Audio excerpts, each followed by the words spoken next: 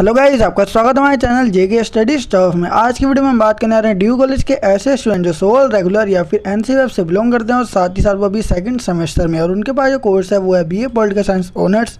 और इसके अंदर एक बुक जिसको आप सब्जेक्ट भी कह सकते हो वो अपनी है पर्सपेक्टिव ऑन पब्लिक एडमिनिस्ट्रेशन। तो इसकी जो यूनिट 3 है सुशासन, तो उसके बारे में जितनी भी इन्फॉर्मेशन है वो हम आज की वीडियो में जानेंगे। और आज की वीडियो के थ्रू अपनी जो यूनिट 3 है जितने भी इसके अंदर इंपॉर्टेंट टॉपिक्स है वो कवर हो जाएंगे। तो वीडियो को स्टार्टिंग से गए एंड तक जरूर देखना। बाकी इससे पहले मैं जो फर्स्ट यूनिट है, सेकंड यूनिट और थर्ड यूनिट के जो टॉपिक्स है वो मैं करवा चुका हूँ। अगर आपने वीडियोस नहीं देखी है तो ऊपर आपको आई बटन दे रखा है, उस पर क्लिक करके आप वीडियो की प्लेलिस्ट को ओपन करके वीडियो को देख सकते हैं। तो चलते हैं और शुरू करते हैं अपनी video. So without wasting time let's begin our video. तो गाइस, सबसे पहले जो टॉपिक है अपना सुशासन, ठीक है, इसकी सबसे पहले हम अवधारणा के बारे में जानेंगे। ठीक है, ये होता क्या है और इसकी उत्पत्ति कहाँ से हुई थी, कैसे हुई, वो सब हम जानेंगे डिटेल में। तो देखते हैं और शुरू करते हैं। पहले जो आपको स्क्रीन पे जो नोट्स दिख रहे हैं पहले मैं उसको एक बार रीड कर देता हूँ, फिर उसके बाद मैं आपको बताऊँगा कि इसका मतलब क्या है। तो देखो, सुशासन की अवधारणा, शासन शक्तियों, रणनीतियों और नीतियों, योजनाओं और साथ ही साथ परियोजनाओं से संबंधित है जो जीवन की गुणवत्ता में सुधार करने का लक्ष्य रखते हैं। अब इसमें देखो, शासन जो है ना वो शक्ति है, रणनीतियाँ होती है और नीतियाँ होती है, योजनाएं होती है और परियोजना होती है। ठीक है, बड़ी बड़ी योजनाएं होती है, तो उनसे रिलेटेड होता है शासन, जो जीवन में क्या करता है, सुधार करने का लक्ष्य रखता है हमेशा, कि किसी भी व्यक्ति के जीवन में कैसे सुधार लाया जा सकता है उसको ध्यान में रखता है। अब इसी में हम एक और चीज़ जोड़ देंगे, ठीक है, सुशासन। तो इसमें जो सु शब्द है इसका मतलब क्या होता है, वो होता है अच्छा। तो देखो, सु शब्द इस तथ्य के कारण है कि शासन अच्छा हो जाता है जब सरकार के निर्णय, सरकार ने जो भी फैसला सुनाया है और कार्य, लोगों की सहमति, लोग उसमें क्या है, जो भी सरकार ने निर्णय लिया है, सरकार के साथ साथ जनता भी जिसके लिए वो निर्णय सुना रही है, जनता भी क्या है उसमें सहमत है, और साथ ही साथ वैधता वो कानून के अकॉर्डिंग भी सही है और जिम्मेदारी पर आधारित होते हैं, तो वही क्या कहलाते हैं, सुशासन कहलाता है।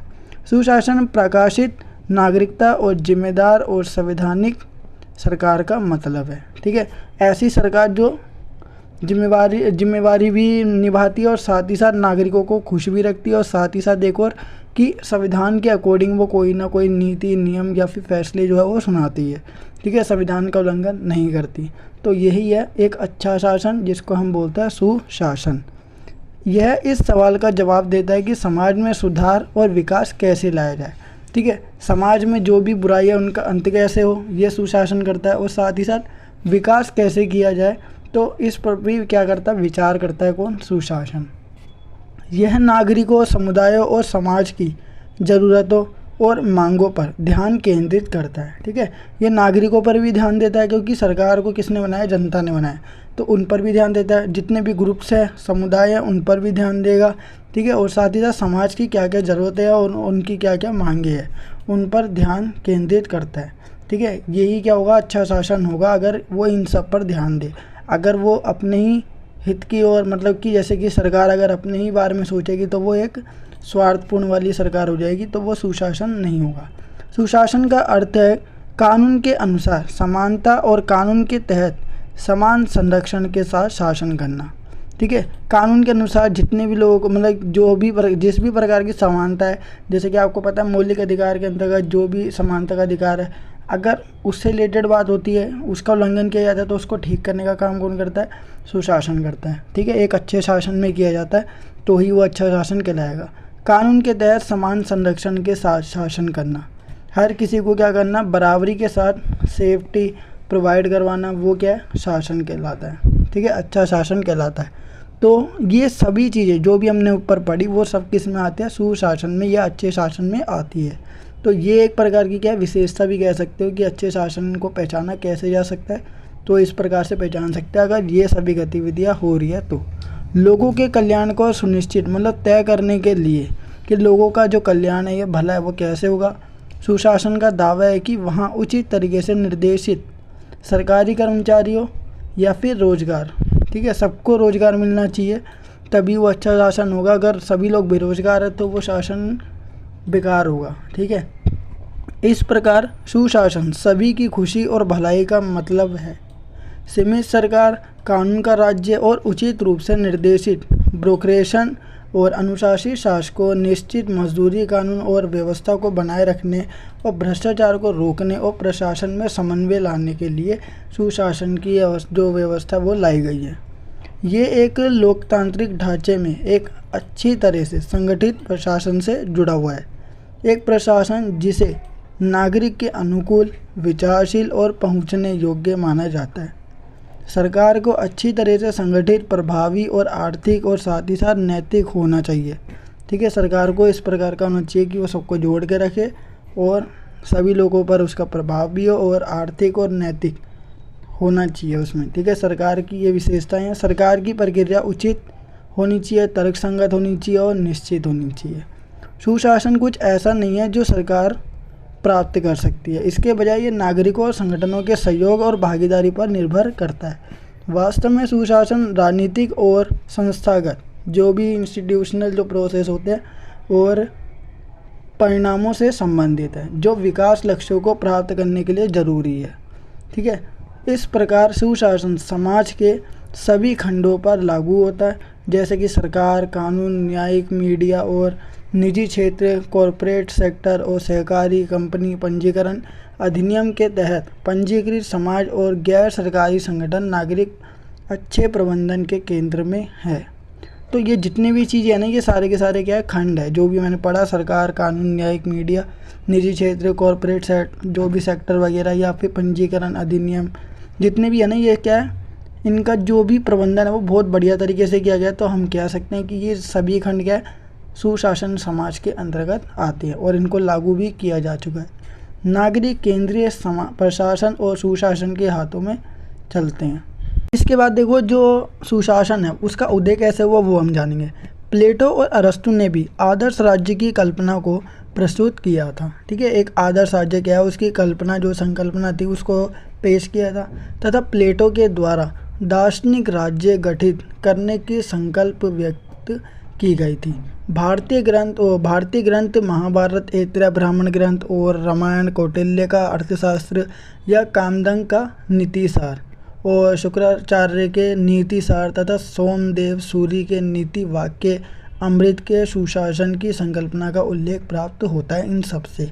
ठीक है, जितने भी ये ग्रंथ है ना भारत के अंतर्गत जो शामिल है ग्रंथ, जितने भी ये सारे के सारे ग्रंथ है, ब्राह्मण ग्रंथ हो गया, महाभारत और रामायण और अर्थशास्त्र जो कौटिल्य ने लिखी थी, नीतिसार जो कामदंग का था और शुक्राचार्य के नीतिसार, सोमदेव के सूरी के नीति वाक्य, ये सब ना किसके बारे में बताते हैं, सुशासन की कल्पना को, मतलब कि इसके इन सभी ग्रंथों के अंतर्गत तो सुशासन के बारे में कहीं ना कहीं लिखा हुआ है।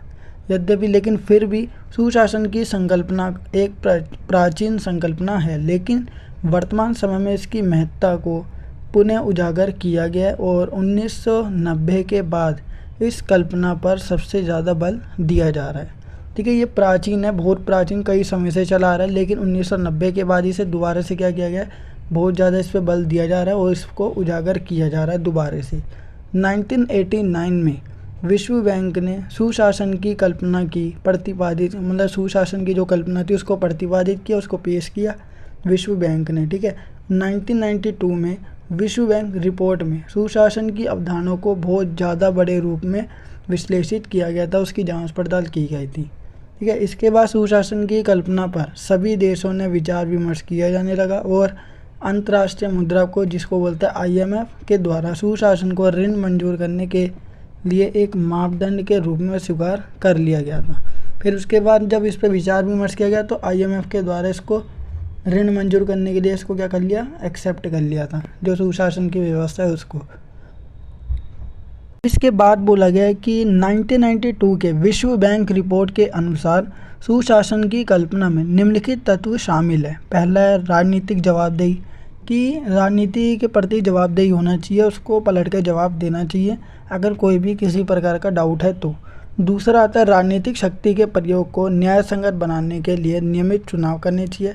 ठीक है, मतलब कि राजनीतिक शक्ति जो है उसका प्रयोग सही तरीके से हो रहा है तो हमें क्या करना चाहिए, उसके लिए निष्पक्ष चुनाव करवानी चाहिए। ठीक है, जो न्याय संगत हो, किसी के साथ कोई भेदभाव नहीं होना चाहिए, चुनाव में कोई हेराफेरी नहीं होनी चाहिए। ठीक है, तीसरा आता है शासन का विकेंद्रीकरण। ठीक है, शक्तियों का बंटवारा किया जाना चाहिए। तथा सामाजिक, सांस्कृतिक और आर्थिक वर्गों की शासन में भागीदारी होनी चाहिए।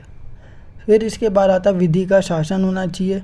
जो भी शासन कर रहा है उसको कानून के अकॉर्डिंग या फिर संविधान के अकॉर्डिंग ही रहना चाहिए, ठीक है। फिफ्थ इसके बाद आता है न्यायपालिका की स्वतंत्रता। न्यायपालिका को स्वतंत्र रखना चाहिए, उसको संसद और कार्यपालिका के प्रेशर में आके या फिर किसी भी व्यक्ति के प्रेशर में आके कोई फैसला नहीं सुनाना चाहिए। फिर इसके बाद आता है अगला सिक्स्थ जो लास्ट है, नौकरशाही का उत्तरदायित्व, ठीक है। सरकारी कर्मचारियों को अपना जो उत्तरदायित्व है वो समझना चाहिए, ठीक है। जो उनकी जिम्मेवारी है कि जनता की क्या करना है, सेवा करना है, उसको सर्विस प्रोवाइड करना, तो वो उनको अपना कार्य सही से करना चाहिए, तभी ये क्या कहलाएगा, सुशासन की व्यवस्था कहलाई जाएगी। अगर ये सब होगा तो शासन बढ़िया तरीके से चलेगा, शासन अच्छे तरीके से चलेगा, तो शासन अच्छा होना ही क्या कहलाता है, सुशासन कहलाता है। सुशासन की संकल्पना नव लोक प्रबंधन और लोक चयनवाद के सिद्धांत से संबंधित है, जिसके अनुसार प्रशासन एक जटिल प्रक्रिया है, ठीक है। प्रशासन बहुत ज़्यादा ही क्या है, एक कॉम्प्लेक्स प्रोसेस है, जबकि प्रबंध एक सरल प्रक्रिया है, ठीक है। मैनेजमेंट क्या है, एक बहुत ही सिंपल प्रोसेस है, लेकिन प्रशासन जो एडमिनिस्ट्रेशन है वो क्या है, बहुत कॉम्प्लेक्स प्रोसेस है, बहुत ज़्यादा टफ है।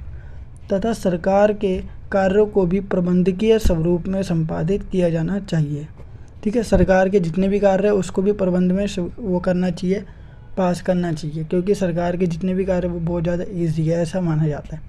सुशासन में भी प्रशासन के बजाय प्रबंध पर अधिक बल दिया गया है। इसी प्रकार लोक चयन का सिद्धांत ये इंगित करता है, ये बताता है कि एकाधिकार से गुणवत्ता पर प्रतिकूल असर पड़ता है, बहुत बुरा प्रभाव पड़ता है अगर एकाधिकार होगा।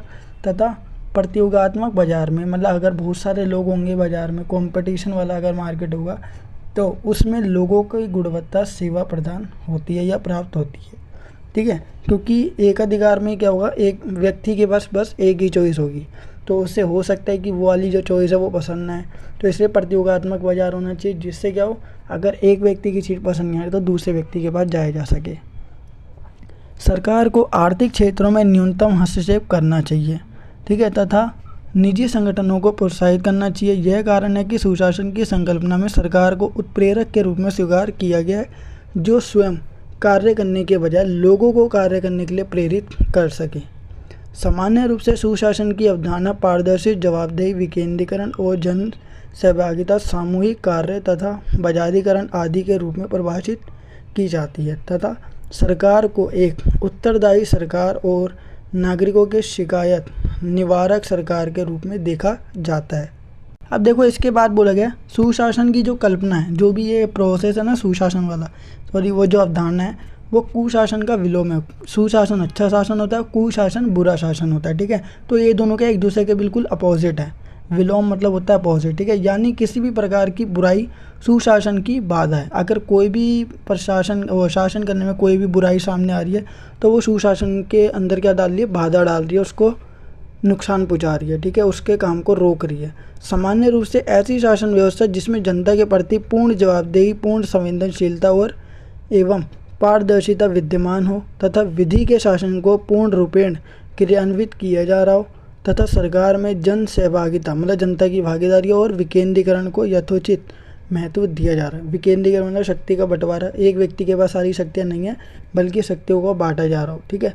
तो ये सुशासन की व्यवस्था होगी। अगर इन सब में से किसी में भी अगर रुकावट आ रही है तो वो कुशासन होगा, ठीक है, सुशासन का बिल्कुल अपोजिट, जिसमें व्यक्तियों के मौलिक अधिकारों को पूर्ण रूपेण बढ़िया तरीके से सुरक्षित किया जा रहा हो, तथा शासन में भ्रष्टाचार, अनियमितता और नागरिकों की शिकायत निवारण के लिए एक सक्षम व्यवस्था प्रचलित हो, उसे उत्तम शासन के रूप में परिभाषित किया जा सकता है। मतलब एक बढ़िया शासन वही होगा, सुशासन वही होगा।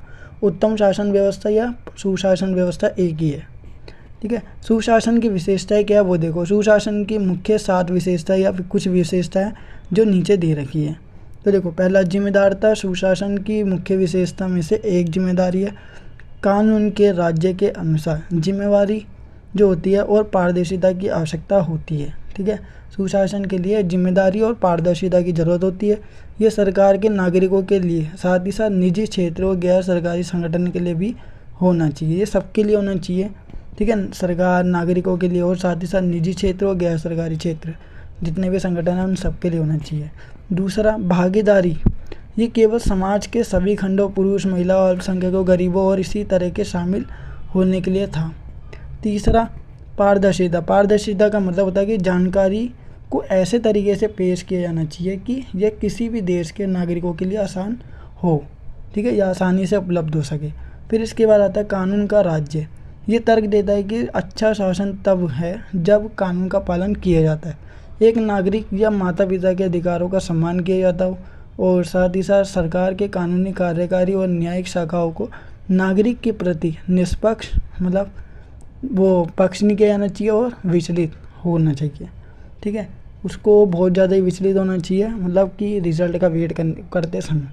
फिर इसके बाद आता है उत्तरदायित्व या उत्तरदायिता। ये कहता है कि प्रशासन को यह तय करना चाहिए कि किसी भी देश के नागरिकों के लिए प्रश्नों का जवाब समय पर या उचित तरीके से दिया जाता है। फिर इसके बाद आता है सिक्स्थ, न्याय और समावेशिता। ये समाज में समानता और न्याय के लिए वकालत करता है, किसी को भी पीछे नहीं छोड़ा जाना चाहिए, ठीक है, या विचलित किया जाना चाहिए। सदैव अवसर प्रदान किए जाने चाहिए, इस तथ्य के बावजूद कि सभी नागरिकों को अलग अलग संस्कृतियों से संबंधित हो सकते हैं, उनके धर्म, कास्ट और जातीयता सहित। यह एक ऐसे तरीके से किया जाना चाहिए जो विरोधी नहीं हो, ठीक है, मतलब किसी भी धर्म, कास्ट वगैरह को नुकसान ना पहुंचा रहा हो या जाति को नुकसान ना पहुंचा रहा हो, तो इस प्रकार का होना चाहिए। अदरवाइज़ क्या हो सकता है, विरोध हो सकता है धर्म के बीच, कास्ट के बीच, जाति के बीच, ठीक है। फिर इसके बाद आता है प्रभावशीलता और दक्षता। इसका मतलब है कि प्रबंधन को, जो भी मैनेजर है उसको प्राकृतिक संसाधनों के स्थायी प्रयोग को ध्यान में रखते हुए प्रभावी और कुशल तरीके से किया जाना चाहिए, उसका प्रयोग सही से किया जाना चाहिए, उसको नुकसान नहीं पहुंचाना चाहिए, तो तभी ये अच्छा शासन होगा। किसी भी संसाधन को बुरा, मतलब गलत तरीके से प्रयोग नहीं करना चाहिए, उसको अच्छे तरीके से आराम से प्रयोग करो, जितनी ज़रूरत है उतनी यूज़ करो। तो ये है सुशासन के बारे में जितनी भी इन्फॉर्मेशन थी आज हमने जानी। आई होप गाइस आपको ये वीडियो जरूर पसंद होगी। अगर आपको वीडियो पसंद आए तो वीडियो को लाइक, शेयर, कमेंट करना बिल्कुल ना भूलिए, और साथ ही साथ अगर आप हमारे चैनल पर नए हो तो चैनल को सब्सक्राइब एंड बेल नोटिफिकेशन पर क्लिक करके आप हमारी आने वाली हर वीडियो की नोटिफिकेशन तुरंत प्राप्त कर सकते हैं। सो गाइस मिलते हैं नेक्स्ट वीडियो के साथ। So thanks for watching this video.